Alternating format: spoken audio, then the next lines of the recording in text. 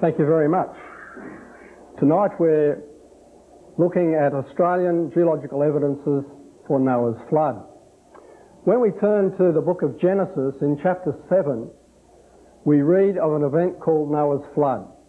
And there we have details of what happened. And these details have scientific implications. We read, for instance, that the fountains of the great deep burst forth. We read that the windows of heaven were opened, and the implications of those two statements are that the earth's surface broke open and water, which was under the earth's surface, burst forth. There would have been volcanic eruptions and steam generated. The rain falling indicated that the text indicates that the earth was flooded. And indeed we read that all the high hills under the whole of the heaven were covered with water. And that's why God had told Noah to make provision in building the ark. Now we have to ask ourselves, when we read Genesis and see that it is a sober, historical, eyewitness account of what happened, there must be implications. There must be evidence that has been left on the surface of the earth that we can see today. And that's what we're going to look at this evening. We're going to look at evidence here in Australia that shows the results of Noah's flood. Now I'm very careful here because it's all too easy to say that this evidence proves Noah's flood. I'm not saying that because, you see, I wasn't there to see Noah's flood. We have an historical eyewitness account, but it doesn't give us all the geological details.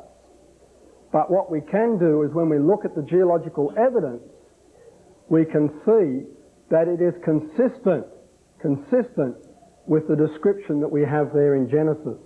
And so our purpose as we view the slides, the illustrations of geological features around Australia is for me to point out to you those features that show all the evidence of Noah's flood. Those features that show that there was water on the face of the earth, moving with great speed and devastation.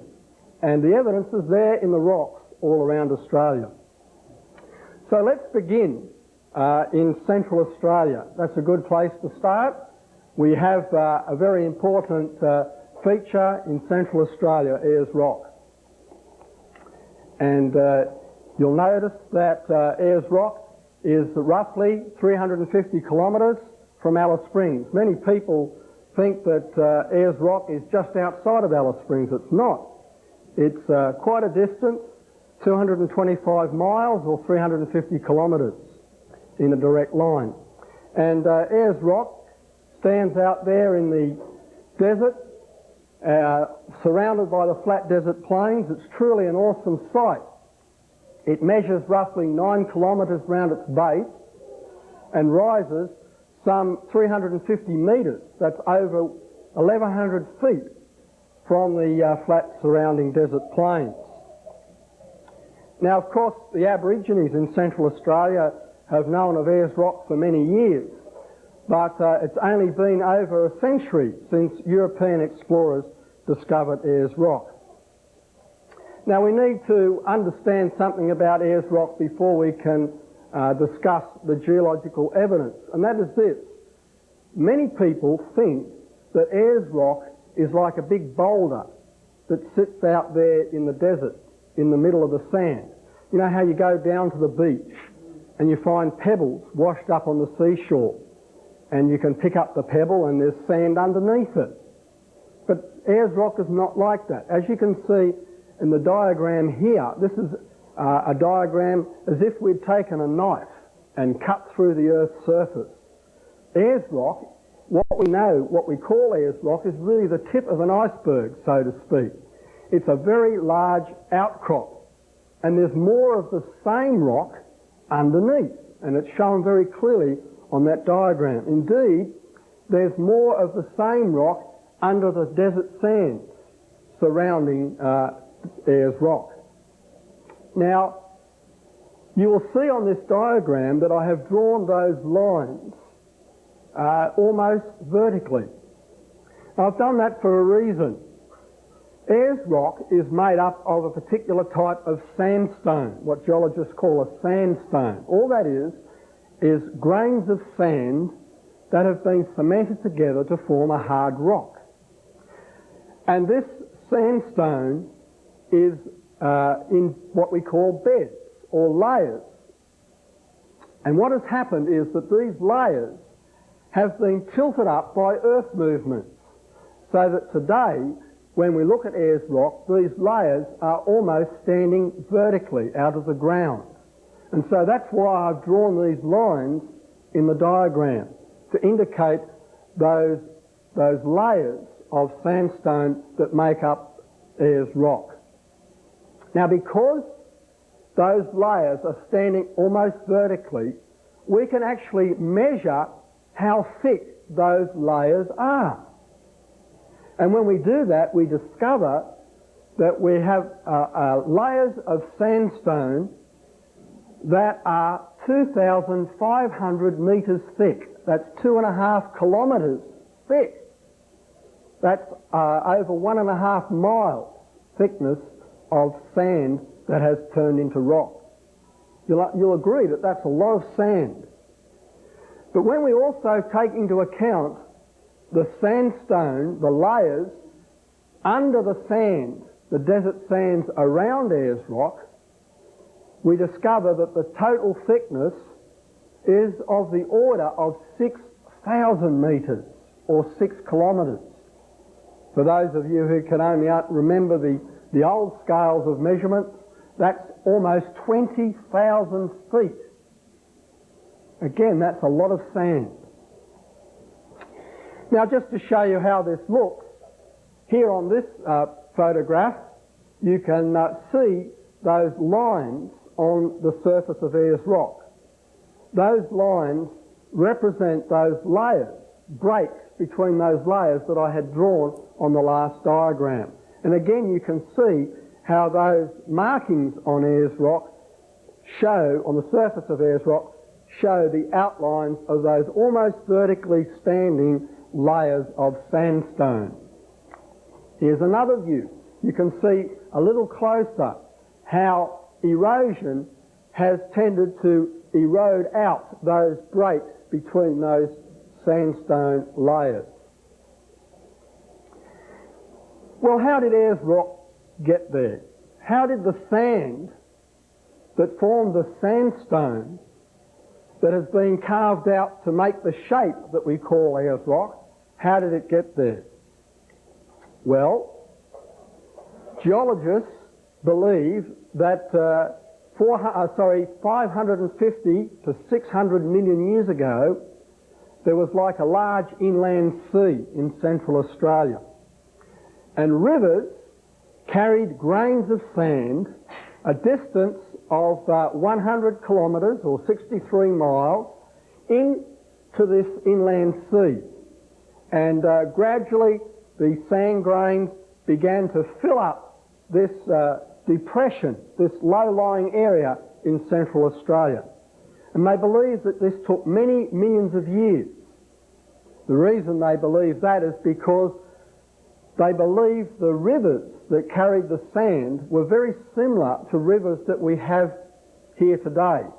Similar to the Diamantina and Cooper's Creeks. They're rivers out in central Australia today in the western part of Queensland, where there are very shallow riverbeds, where there's only occasional flow of water because the surrounding countryside is very dry. And that's the sort of river that they believe carried this sand. Now, when you think of it, 20,000 feet or 6,000 metres worth of sand, rivers flowing at that speed would have taken millions and millions of years to carry the sand. Why do they say 100 kilometres or 63 miles, the distance that the rivers carried this sand?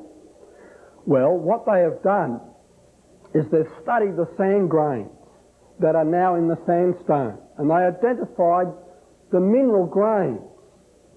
And what they have done is they have looked around the surrounding area to see which are the closest rocks, the rocks closest to Ayers Rock, that have the same mineral grains in them.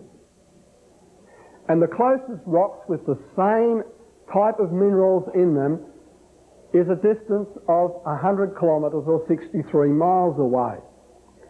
So what we call the host rocks or the source rocks for the sand is that distance away, at least that distance away.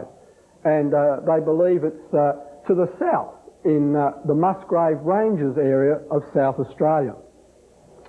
So this process went on for, they believe, anywhere up to 200 million years, until gradually this inland sea, this depression, was filled with this 6,000 metres of sand. And then it was buried deep in the Earth's surface because other rock layers, other sediments, sand and mud were placed on this sand. It hardened to rock, and then they believe earth movements, roughly 350 million years ago, pushed up this layer of sand, these layers of sand that had hardened to rock, pushed them up, tilted them, and then erosion began to wear the Earth's surface down again. And they believe that 100 million years ago, Ayers Rock was essentially the same shape that we know today. In other words, they believe Ayers Rock has been sitting out there in Central Australia for the last 100 million years. Now, that's an interesting story. But what does the evidence tell us? Well, first of all, the evidence tells us, and this is not from my own studies, it's from the studies of geographers like Professor Twydale at Adelaide University. He's a world-renowned student on desert landforms, and he's studied Ayers Rock very extensively. And he's convinced that Ayers Rock was not carved out by desert wind erosion. Now, we all understand what we mean by desert wind erosion. The desert winds picking up sand grains and beating against the surface of the rock, a bit like sandblasting. Has that carved the shape of Ayers Rock? No, says Professor Twydale. That has only produced features like the one that we can see now, the illustration there of one of the features that has been carved out by the desert winds beating against the surface of the rock. That one is called the brain. That's, of course, if you look at it at the right angle. Other people have given it different names. And this one here, it's not hard to know what that is called. Of course, that's in the shape of a bell. And obviously the sand grains have found a weakness in the rock. The wind has brought the beating has found against the rock, has found a weakness there, and gradually carved out that shape. And then we find that because of the temperature extremes between the day and night in Central Australia, that the outer surface of Ayers Rock, of course, expands with the heat of the day and then contracts in the cool of the night. So the outer layer becomes weakened and eventually slabs off, breaks away.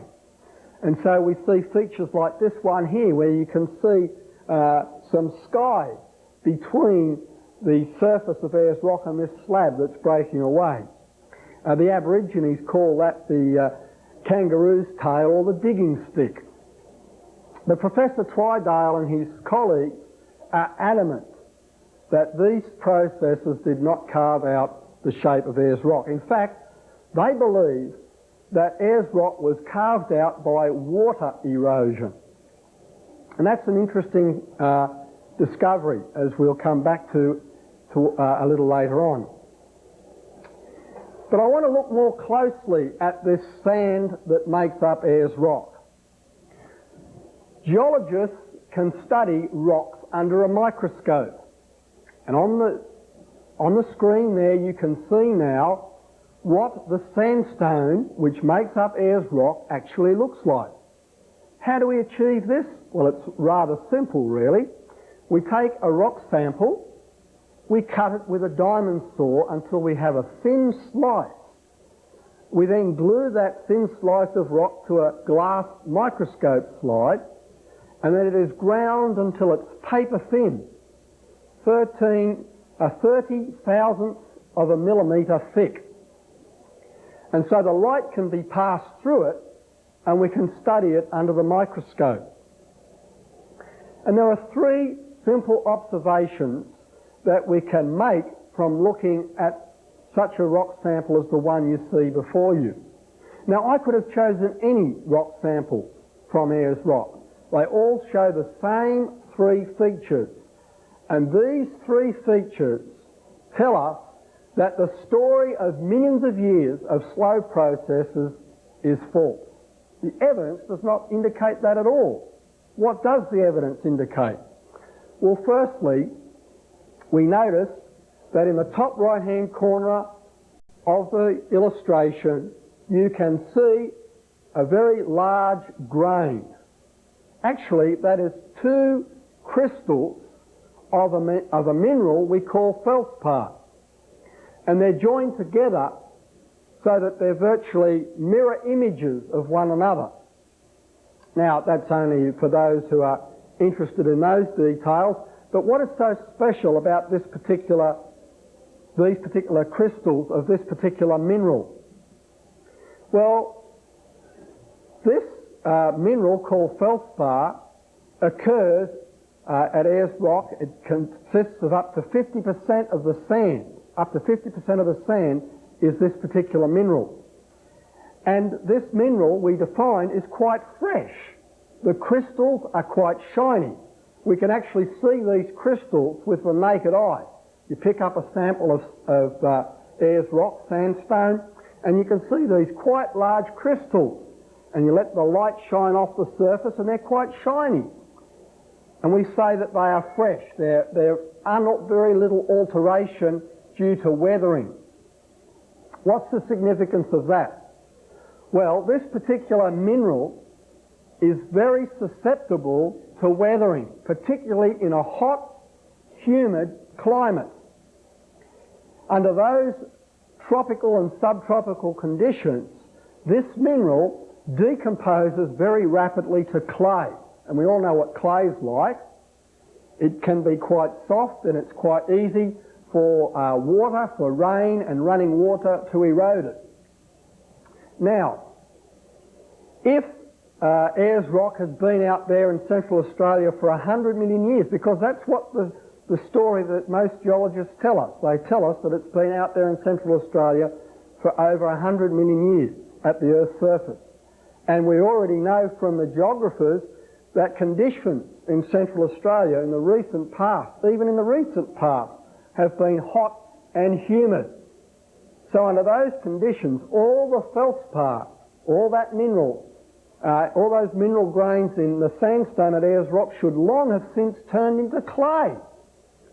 And if up to 50% of Ayers Rock had turned into clay, what would happen when the next rainstorm came along? It would all just get washed away, and Ayers Rock would crumble into just scattered grains of sand. That immediately tells us that Ayers Rock could never have been sitting out there in Central Australia for 100 million years. It could only have been sitting out there for a very short time. The second observation is this. Notice that that large grain is not matched by grains of the same size throughout the rest of the rock. You'll notice that there, amongst those white-coloured grains, there are medium-sized grains and even smaller grains.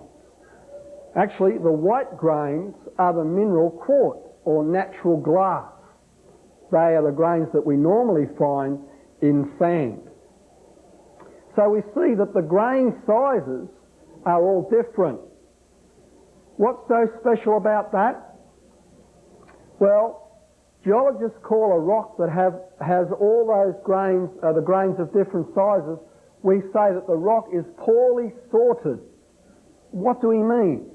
Well, remember this was a sand which was washed by moving water, carried by moving water to this part of Australia. Now, what do we know about moving water? Moving water is an excellent sorter of material. I don't know whether you ever tried an experiment when you were at school where you took a glass jar, you put in some water, put in some sand and some clay, and you put a lid on the jar and then you shook it up and down, and then you watched as all the grains settled out. Under the influence of gravity and the water, the grains tend to settle out so that you have layers with all the same sized grains. That's what happens in moving water. Down a bed of a river, what happens? When the river is only travelling slowly, it can only carry fine, small grains. If there's a raging torrent, it has enough power to pick up the larger pebbles and boulders. So what happens is with time, the different sized grains are separated one from the other. Now, remember the story that I told you? Many geologists believe that this process of carrying these sand grains 100 kilometres took many, many millions of years. Under those conditions, there was ample time and ample distance for the grains to be sorted into their various sizes. The fact that we find all the grain sizes mixed up indicates that the process of transport was extremely rapid. There was insufficient time to separate the grains into their different sizes. The third observation that we notice is that, for instance, that large crystal of feldspar, you can see it has quite straight edges. Those are what we call crystal faces. And some of the white grains, the quartz grains, you'll notice have quite sharp edges. They've got quite sharp angles or corners. What's the significance of that? Well, in the bed of a river, what happens to sand grains? They bump into one another. They rub against one another.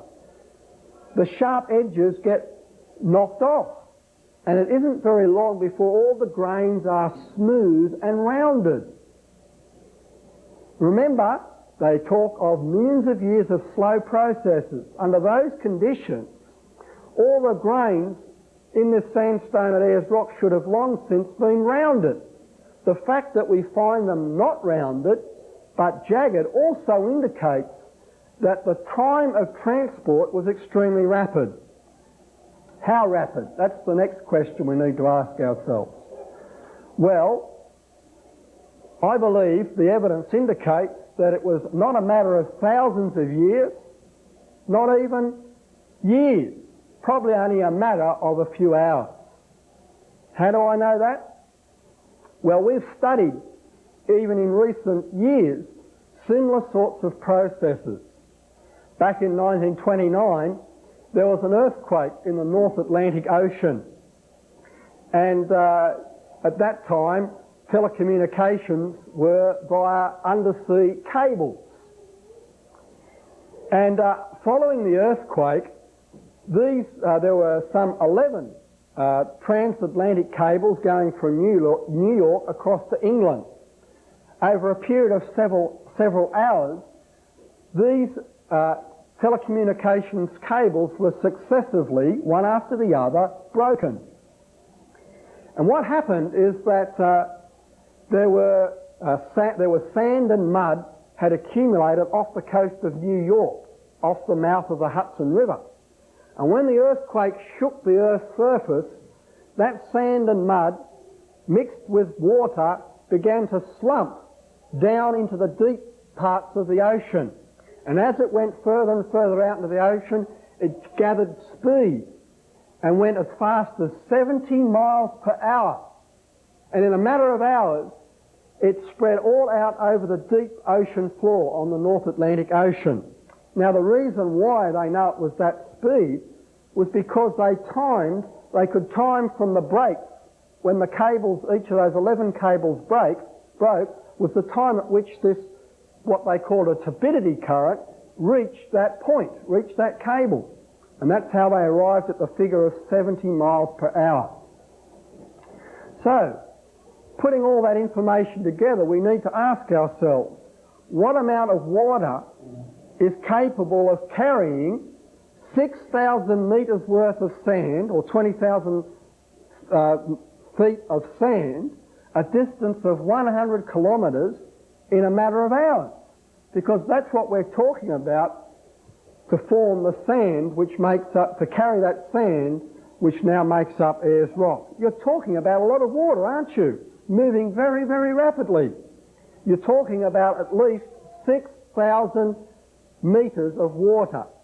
And of course, if there was that much water in Central Australia, that means the rest of Australia must have been underwater, or what was Australia. And indeed, we have exactly the conditions that are described in the book of Genesis, when all the high hills under the whole of the heaven were covered with water.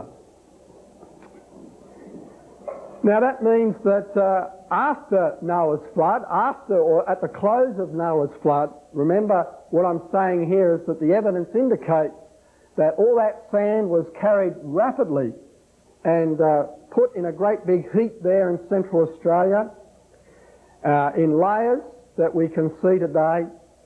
At the end of Noah's flood, something had to happen to tilt those layers up so that they're now at the earth's surface the way that we see them. And the explanation is right there in the scriptures. Did you know that? In Psalm 104, we have a description of what happened at the close of Noah's flood. It adds to what we read in Genesis chapter 8. And there we read that the valleys sank, the mountains rose, so that the water returned off the face of the earth to the boundaries that God set for it. In other words, the scriptures indicate that at the close of the flood there were great earth movements that uplifted. Some of the rocks that had formed during Noah's flood were uplifted to form the new continents. And the waters drained off the surface of these emerging land masses and went off down into the ocean, what we now have as the ocean basins. Now, of course, that means that there were earth movements that could tilt these layers of sand in Central Australia. And as the waters drained off, they would be able to carve out the shape that we now know as Ayers Rock. And that's consistent with the evidence. Remember, Professor Twydale says that the evidence indicates that Ayers Rock was carved out by massive water erosion. And of course, as the sand bed dried out, then of course it hardened to the rock that we now see there in Central Australia today. So the next time you think about Ayers Rock, and if you get the opportunity to visit Ayers Rock, as you stand there, remember that Ayers Rock is not testimony to millions and millions of years of slow geological processes. No, the evidence in the sand grains that make up Ayers Rock indicate that it was catastrophic processes, conditions exactly the same as what the Bible describes for Noah's flood. And so Ayers Rock stands as a silent testimony to God's judgment in the days of Noah.